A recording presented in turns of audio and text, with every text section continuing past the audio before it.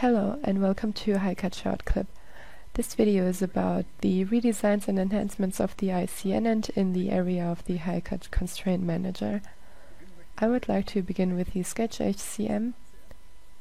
In the part structure we can see whether there is a HCM model or not depending on this log. And sliding with the cursor over the sketch we can see a new feature which is also included in the part structure, the multi-column representation. This is new in HCM as well. And now I can see the dimensional constraints, the positional constraints, and I also have the option to switch the representation to see separate geometry elements. Here we can see whether some elements have external references, which means whether an HCM constraint refers to a part that doesn't belong to the sketch. With the degrees of freedom we can see if it's following a rotatory or translatory pattern. Let us now have a look at the sketch only. Since here I have the option to choose a geometry.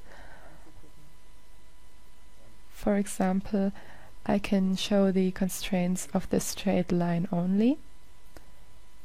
Furthermore, we are able to hide auto constraints to show only constraints with external references, but also constraints with issues or deactivated ones.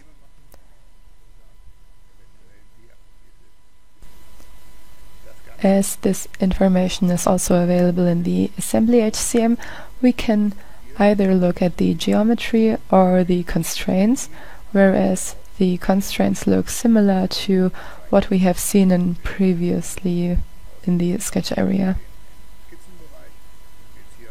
Switching to the geometry, we can also see the degree of freedom here, in this case translatory. If I click now on this constraint, I see that the degree of freedom for this part in the model area is not fully defined yet. If it was fully defined, it will turn green. Unless it is a fixed part, then it obtains a yellow icon. Now, by eliminating these constraints and linking the parts with the coincidence constraint, we can see that the profile obtains a green icon as well, and thus becomes fully defined.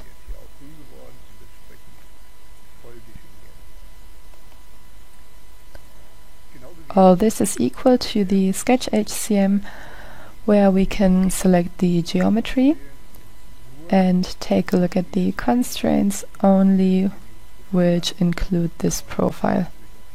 Here it is possible to select certain constraints to show as well,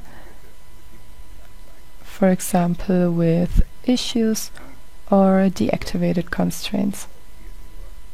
Switching back to the geometry, I can see the positional constraints only, which have been deactivated.